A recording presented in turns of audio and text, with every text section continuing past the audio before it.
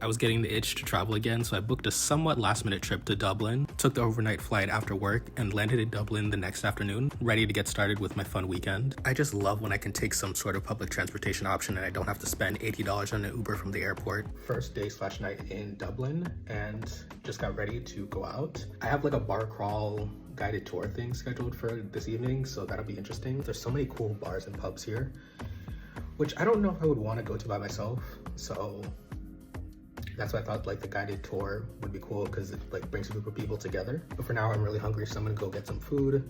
I think I'm gonna try a burger place that I heard about on TikTok and see what that's all about. This is the fit for night one going out. Black jeans, Nike Dunks, gray shirt, and like a corduroy jacket. Had a pretty short walk over to Bunsen, which is like a burger chain in Ireland, because going on a pub crawl on an empty stomach was not going to be a good idea. Had a really small menu on what looked like a business card. Seems like one of those places that just does what they do when they do it well. Kind of reminded me of Five Guys, and I enjoyed it. The beef was super fresh, and I love their fries. They had options for like shoestring fries. I heard about this portal thing when they first announced it or first put it up, but I totally forgot about it and had no idea it was actually in Dublin. Basically just a live stream feed of a bunch of different cities, and people can go there and just say hi to the other cities.